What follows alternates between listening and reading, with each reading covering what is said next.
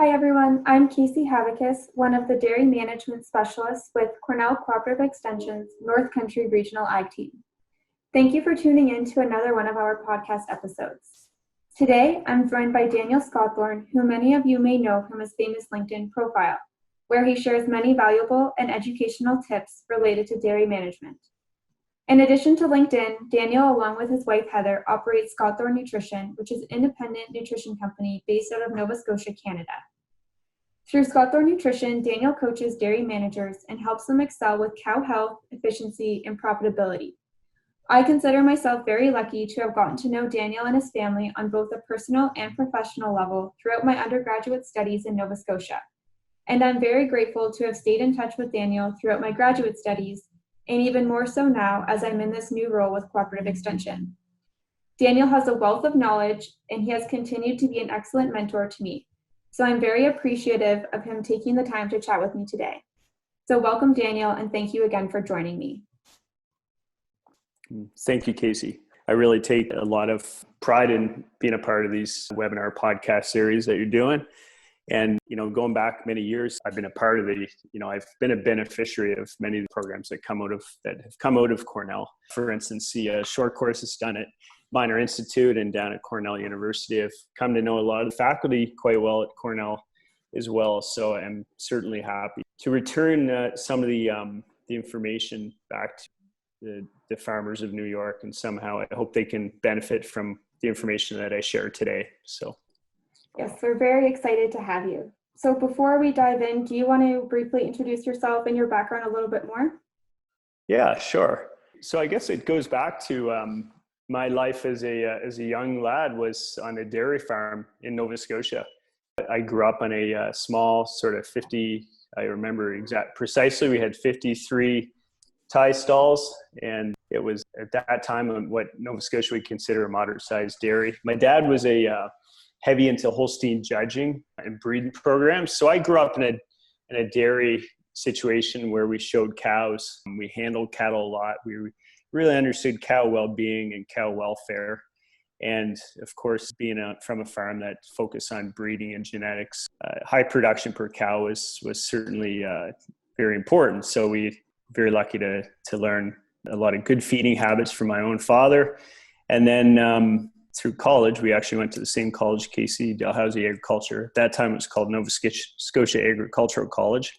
I picked up a Bachelor of Science there, and then I went on to the University of Saskatchewan, where I had an incredible learning experience. I did my Master of Science there on dairy nutrition. I studied the processing of peas and canola for feeding to high production dairy cows. Learned a lot about butterfat production, milk protein production during those years. And I was also lucky to work with a couple of the highest producing herds in Saskatchewan at that time. So again, I was able to learn many of the tricks and habits of high production through being around a lot of mentors, really. So in 2004, we started Scothorn Nutrition, and it's a family-based company. My wife, Heather, there on the left side of the slide, she has been a partner in our business since it started. Heather still works with Scothorn Nutrition to this day, more or less in management capacity. We also are very fortunate to have two other staff, Amber Craswell from PI and Christina Coughlin, who we call her office ninja. She's excellent. She takes care of all of our logistics and shipping. So we do two things in our business, Casey. As you know, we do nutrition consulting, and we also are manufacturing and importing fat energy supplements to Canada. We've been doing that for about 11 years now. So, thank you. So Daniel, one of the concepts that I know you focus on with your clients quite a bit is feed efficiency. So for listeners that may not be familiar with the term, can you please explain what exactly feed efficiency is, and then why you think it's important to look at feed efficiency? Yeah, feed efficiency ratio, or FER, is what maybe we can allude to in this conversation, is a number that's been looked at in many livestock operations, types of livestock production, I should say.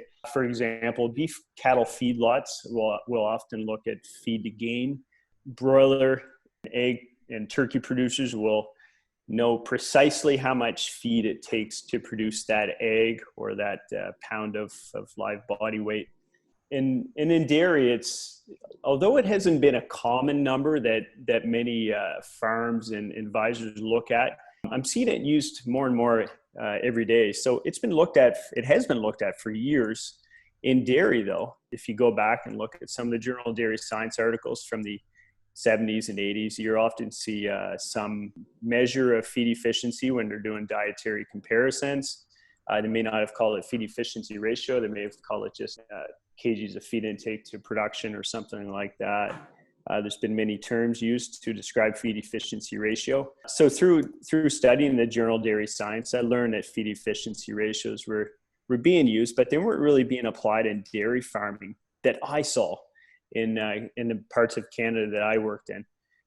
Around 15 years ago, soon after we began Scothorn Nutrition, I started to calculate feed efficiency ratio on a regular monthly basis for the farms that we were doing the one-on-one consulting with. And to this day, we look at feed efficiency ratio. So for 15 years, we've been applying it to our work, Casey, and we've seen it change as the genetics and as the feeding habits have improved.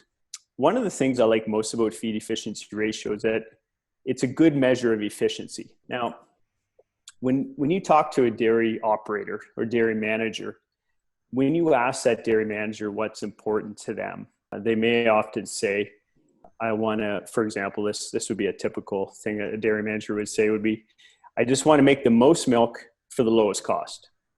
So really that's top of mind. I mean, obviously they're concerned with cow health and other things and staff well-being, but really at the end of the day, they often say, I want to make the most milk for the lowest cost. So to me, there's no better measurement that encompasses that need of that dairy producer. Just going to switch slides here. And this is a calculation of how feed efficiency ratio is calculated. You can see here in this example, this is a 500 cow dairy that we're just going to use as an example. Milk producing 41,000 pounds of milk a day, and at a 3.8% butter fat and a 55 pound dry matter intake. So using this example, how we calculate feed efficiency ratios, we take that 41,000 pounds and work it out per cow, which is 82 pounds. Then in order to put it on an energy equivalency basis, we convert all of our feed efficiency ratios to a 3.5% fat corrected milk. So that 82 pounds at 3.8 is actually equal to 89 pounds at a 3.5. You can see I'm just using my mouse here as a pointer. The 89 pounds of fat corrected milk divided over 55 pounds gives us a feed efficiency ratio of 1.62. Now, we're getting into this a little bit later, Casey, in the slides, but that 1.62 is what I would call a good or a moderate feed efficiency ratio. Now, again, the benefit of calculating feed efficiency this way in a fat-corrected milk method is that you can compare farm to farm better. So you can compare a farm that's 4.2% butterfat to a farm that's 3.5% butterfat. In the olden days, feed efficiency used to just be calculated in terms of total pounds of milk divided by total pounds of dry matter intake. And we know that's not a very accurate way to look at it because of the variation of milk fat between farms. This can be taken to a higher level of accuracy. It can be looked at in terms of energy corrected milk, and that's when protein and other solids are also used in the equation. But for our case, we prefer to keep it fairly simple so that farms can easily calculate this on their own smartphone in a matter of 30 seconds, and also so that we can do it on a more consistent basis. It's a fairly easy number to calculate when you just use butterfat. I'll mention one other thing, probably the best way to calculate feed efficiency ratio, but certainly one of the more laborious ways would be to calculate it in terms of the total calories consumed by that cow divided by the total calories of output. Actually, I got that wrong. It would be the other way around. The total calories of milk output divided by the total calories of intake. That would be the ultimate way to calculate it. But of course, that would take a higher level of detail to get that calculation for the farm. So we look at it in a way that can be done easily and on a fairly often basis on the dairy farm. So you mentioned two components of what that producer looks for. One was maximizing milk output, and then the second was at a minimal cost. So are you able to talk a little bit about how feed efficiency is related to profitability? Yeah. We all know how important profitability is these days, right, Casey? I mean, considering at the time of this recording, we're in the midst of the COVID-19 milk crisis, where many farmers are unfortunately having to dump milk or just take extreme production cuts and add to that a lower milk price. So it's obviously very difficult times for dairy farmers, and my heart goes out to them. When feed efficiency is used to improve the farm management, there's many things that can be looked at. Now, for this example, I'm using a milk price that isn't the case exactly now in New York, but I'm going to use $17 per hundredweight of milk value. And what I want to show here is the difference between would consider a relatively low feed efficiency ratio of 1.48 compared to a relatively good feed efficiency ratio of 1.62. Now, this is the same herd. My point of this slide is to show the impact on profitability or milk sales on a higher feed efficiency ratio. So in this herd, it's a 55-pound dry matter intake. And now, in example one, if this herd is producing 75 pounds at 3.8% fat, that is an 81-pound fat-corrected milk. And when feed efficiency ratio is calculated using 81 pounds over 55 pounds of dry matter intake, we get a 1.48 feed efficiency. Now, using the $17 milk at 75 pounds per day, that gives us a $12.75 milk value. Now, let's compare that to the same farm that is making a higher feed efficiency ratio because of a different level of management, which we're going to talk about in a few slides later here, Casey. But let's say, for example, this farm is making 82 pounds at 3.8 fat-corrected milk. It gives us an 89-pound fat-corrected milk. And that is a feed efficiency ratio of 1.62. So that's 0.14 difference. And what that amounts to is a milk value difference of $1.19 per cow per day, going from a 1.48 to a 1.62 feed efficiency ratio. So you can see from this calculation and demonstration that the impact of a feed efficiency improvement of 0.1, so going from, in this case, a 1.5 to a 1.6, improves the milk value per cow by approximately $1.09 per day in this specific farm example. So this obviously depends on the milk price, the pounds of dry matter intake, and clearly the total milk production of that cow. So there's a lot of things that sort of go into this, but you can see it has an incredible impact on profitability. Now, there's another way that feed efficiency ratio can be used, Casey. It's not only in terms of milk sales, but it's to indicate cow health issues. This is why this is one of my favorite numbers to look at. I mean, apart from milk yield and dry matter intake on a farm, is because there's so many things we can get from this looking at feed efficiency ratio. Now let's look at an example of a herd that has a chronic case of cystic ovary disease. It's been going on for months. This is just a hypothetical example, but it's been going on for months, and they're running a higher than ideal feed efficiency ratio. So in other words, they have a very high feed efficiency ratio. So what's the classic reason for cystic ovaries? A lot of times the vets will say, well, it's because the dietary energy is too low. Cows with low energy are associated with cystic ovary disease. I think if you even look it up in the Merck Vet Manual, it alludes to the fact that cows with COD are one of the causatives. It's just low energy intake. Now, it's not easy. Well, it is easy for nutritionists to go and add more energy to a diet. I mean, they just add an extra half a pound of fat, maybe an extra 1% starch or sugar, and magically they have a higher dietary energy. But we know that a lot of times when cows are low in energy, it's not because the diet's necessarily low in energy density. It's because those cows are experiencing lower intake for whatever reason relative to what the milk production is. So in this case, we get a farm that might have a very high feed efficiency ratio, and they're peeling body fat off on a weekly basis. And at the same time, they're experiencing cystic ovary disease. So that's one example of where I can use feed efficiency ratio to help troubleshoot issues. And this seems to come up especially in summer or early fall when cows typically do take a dive on dry matter intake. So given that it does have such a positive effect on profitability, what are some things that either you or maybe the producer can do to look for feed efficiency on farm, or how do you troubleshoot feed efficiency issues when you're advising your clients? Yeah, excellent question. I'll tell you that it's definitely, Casey, it definitely takes more than a text message to a client to work on a feed efficiency ratio challenge. So it involves a process, and this is where good coaching habits come into play from a consultant or feed nutritionist.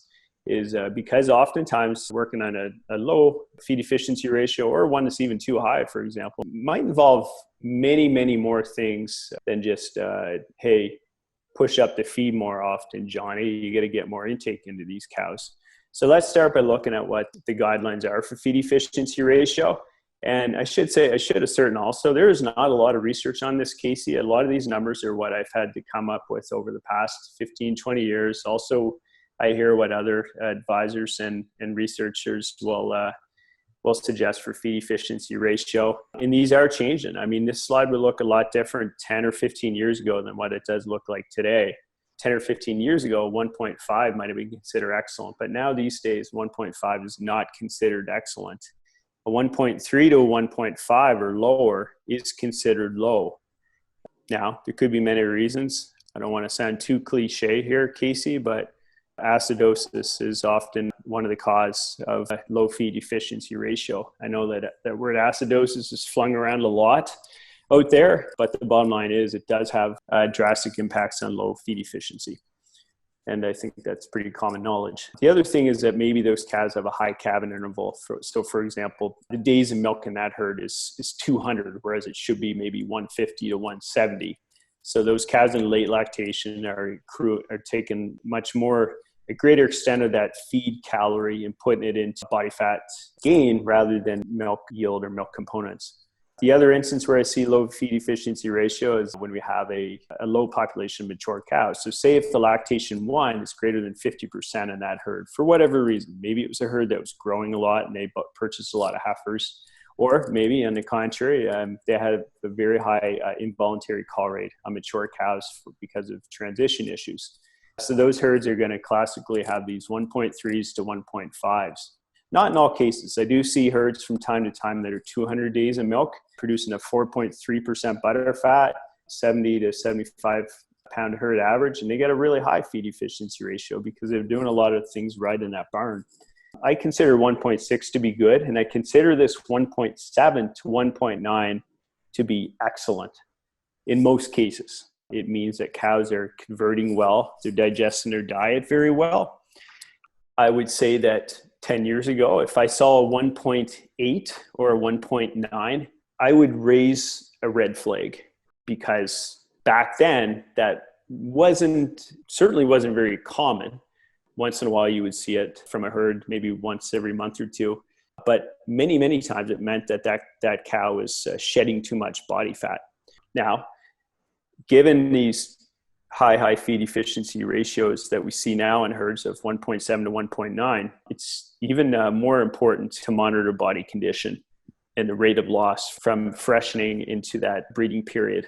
Because if they're shedding a lot of body fat at that stage and they have a high feed efficiency ratio because they're taking a lot of that fat and just burning it off into the milk bucket, then that's going to be a problem, potentially low pregnancy rates because of lack of conception. May even lead to cystic ovary disease in some cases.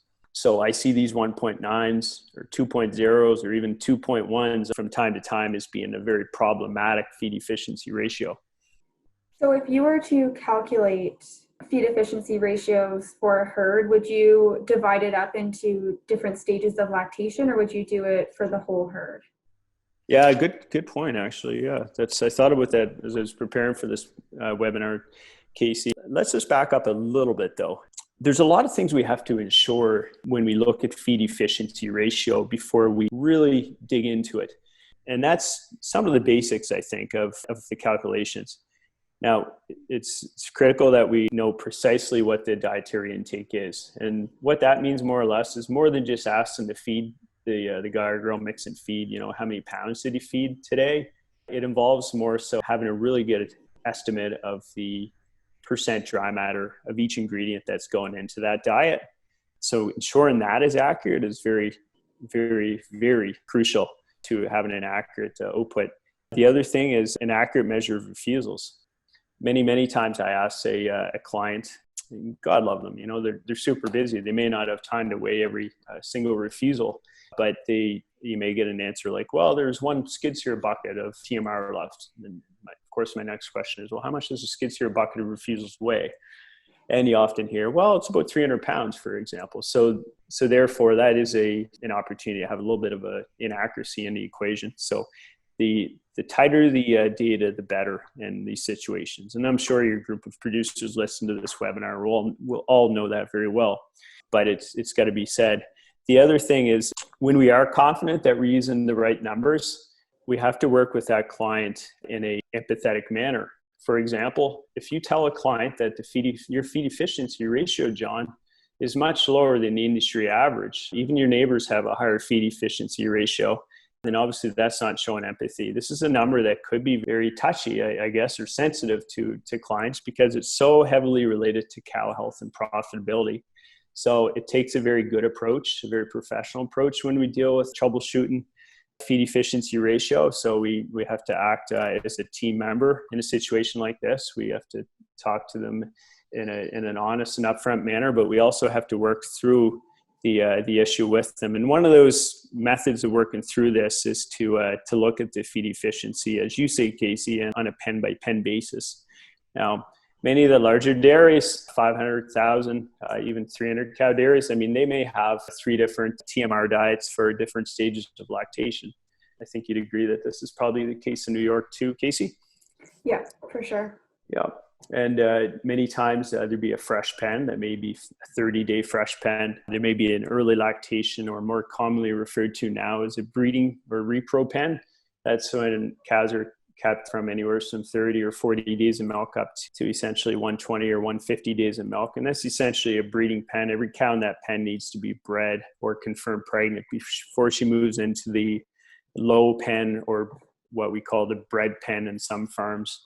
So if we have a consistency in the demographics of those pens on the farm that we're troubleshooting, then it pays heed to calculate feed efficiency ratio on a frequent basis by a pen basis rather than a herd basis. I always recommend starting from a herd basis though, because if things are well and there is no health issues to troubleshoot, then it's just good to look at feed efficiency ratio on a monthly basis on every farm and on a whole farm basis. But when things start to go downhill, or there's something that's got to be looked at more closely, then it pays to look at it on a pen by pen basis.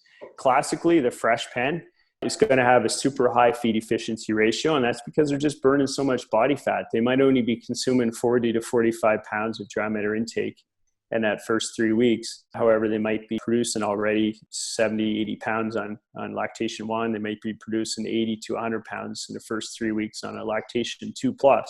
So when we run well over 2.0 in a fresh pen, then it means we're burning too much body fat off. When we run around 2.0, I think that would be ideal for a fresh pen.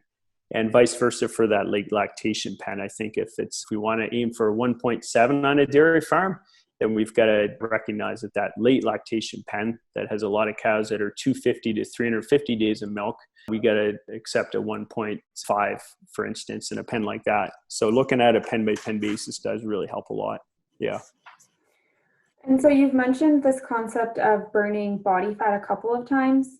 So do you have any recommendations for how much body condition loss is acceptable in those first few weeks of lactation? Or do you, if producers are going to take a measurement prior to calving and then again, however many weeks later, do you have any recommendations in that sense?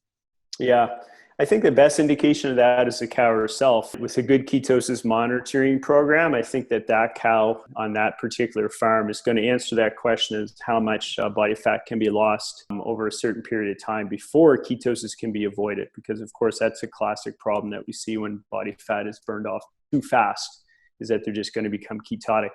Now, I can't remember the specific thumb rules, Casey, on what that is in terms of body condition per day, per how many days. I used to remember those details. So, okay. but I can't remember it at the moment. But I think that measuring and paying attention to ketosis. Now, of course, the thumb rule is that a cow shouldn't lose any more than a body condition score in that from the day of calving up to the day of breeding. However, aiming for a half a body condition score is ultimately the best case scenario. If she doesn't lose half a body condition score, if she's not losing any weight, then it probably means she's not really peaking or milking that well at all, or she doesn't have the genetic potential to. So I think half to a body condition score, but no more than one body condition score of loss. So for example, if she calves at a 2.75 body condition score, we don't want her to go down below 2.25. Maybe a more common weight of calving would be a 3.25, and we definitely don't want that cow to go below a 2.5 in that situation. So I think how tight we keep that goal is going to depend on the farm and how much body weight they're calving with. Obviously, the heavier ones are going to lose more because they're more prone to ketosis. One of the other things that we often end up troubleshooting in a situation of low feed efficiency ratio is acidosis. And as cliche as it sounds, it's very, very common, unfortunately still. And it may not be on all cows and all farms, but there is stages where almost every farm goes through a little bout of acidosis over the year. Usually it's because of a forage change that was not done with super accurate test results, or maybe there's just, something out of control of the producer where maybe the mixer broke down and the cows got really hungry. They consumed a heavy amount of dry matter in a very short amount of time, or something like that is usually what happens in these situations. And what we see here in this photo is a cow that's demonstrating good rumen health. This is one of my favorite signs to look for when I'm walking through a dairy barn. It's this sort of light froth coming out of the mouth. It's just an indication that there's a lot of rumination going on. You often, in a sand bed at barn, you often see these big stacks of white foam, I should say, not froth, but foam would be a better word. And that's a really good indication that there's plenty of rumination going on and a healthy rumen. As you point out, body condition score is super important. The herds that we may see herds with low feed efficiency ratio that have lots of body weight because maybe it's a herd that's averaging 200 days of milk. But on the other side of it, if it's a herd that has experienced acidosis, we may see a lot of very thin cows or frail cows. Avoiding these bouts of hunger is one of the things that we have a lot of control over on the dairy farm. We certainly don't want to have bunks look like this one on the left when it's feeding time. Cows waiting, anxious to eat, because that's going to invite the herd to gorge on the fresh TMR. And when a cow gorges on TMR, it clearly is going to result in a rapid drop in rumen pH that could tip that herd over the line. Avoiding acidosis takes a lot of things, but it's not just diet formulation. It's often looking at feed bunk management, preventing sorting, making sure particle size is not too long or too short. Many times when you see sorting, it's because particles are too long rather than acidosis caused by TMRs that are too short. Avoiding and watching out for manures like this one here. This is what we call manure score of 1. And avoiding cows that have this sort of clear nasal discharge that seems to be, from what I've seen over the past couple of decades, associated with herds that are in a situation of inadequate fiber, either because they're getting too much starch or grain concentrate in their diet or too much protein. So this is a slide I've been sharing a little more with clients over the past couple months because I haven't been able to get on farm as much, but this is a very brief presentation of what an ideal manure score would be. And the obviously one on the left is a manure score of 1. It's kind of like diarrhea. It's obviously too thin. The one in the middle is more ideal, although that one has a little bit too much starch in it, you can see. And the one on the right is just too tight. So we want to have most cows around that 3 manure score as they hit the early lactation pen. So those are the things, I think, Casey, that go into troubleshooting low feed efficiency ratio is looking for acidosis, ensuring that all the starch is properly processed, for example. We see, we're fortunate. We work with a really awesome group of clients. They all do a very, very good job in processing of starch, but once in a while they might purchase a load that's not quite done right, and you see a lot more in the manure. And that obviously ends up with a reduction in feed efficiency ratio because of the low digestibility of that diet. The other thing is that you may see forage particles that are too long, so the cows are just sorting too much, and then the cows put themselves in that acidosis state because they're sorting for those fine particles. So go ahead, Casey.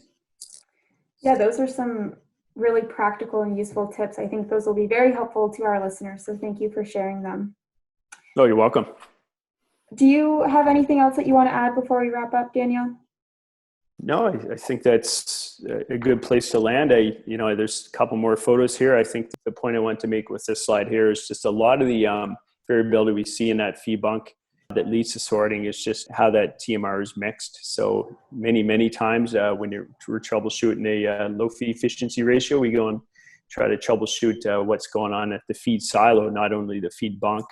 At the end of the day, we want to have a herd that's fed consistently at the same time every day.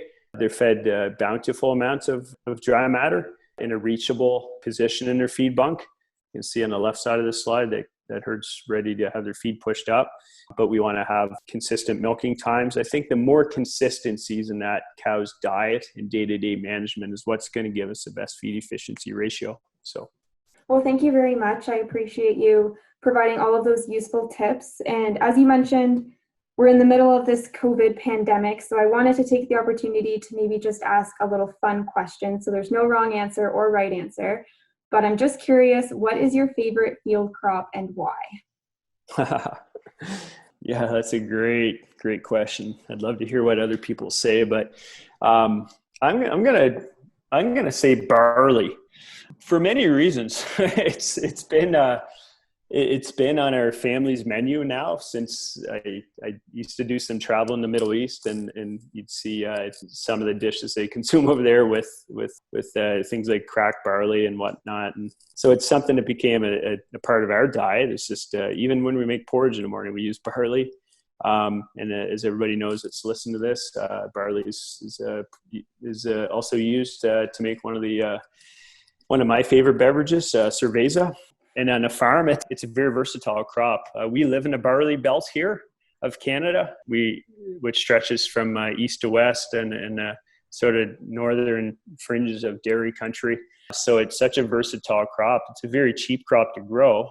It can be used as grain or as a silage. It can be used as an early cut silage for a high sugar, low NDF lactating cow feed if there's going to be a shortage. It can also be matured into like a dry cow bred heifer type forage. And thirdly, it can also be used as an awesome source of starch in a diet. It's got a very palatable, highly digestible nature because it only has to be coarsely cracked. So it's just so versatile. And it's a beautiful crop to watch grow and to look at. There's nothing nicer looking than a nice stand of barley sort of waving in the wind on an early August summer day. So I'm going to say barley, Casey. Yeah, I actually haven't seen too many New York producers have barley as a part of their rotation or in their diet. So maybe after hearing this, they'll be more inclined to incorporate it. So thank you for sharing that. And thank you very much for joining me today. I really appreciate it. And I'm sure these listeners will really appreciate your insight. I hope that you're able to stay safe, and hopefully all of this blows over soon and you're back to work on the farm with your clients again. Oh, thank you, Casey. If anybody wants to know where they can reach me, the best place to go is on LinkedIn, and you can enter in our hashtag. It's hashtag Scothorn Nutrition, or you can use my email to reach out. It's Daniel@scothornnutrition.com. Okay. Excellent. Thank you. That's great. Thank you very much. Appreciate what you're doing, Casey. Take care.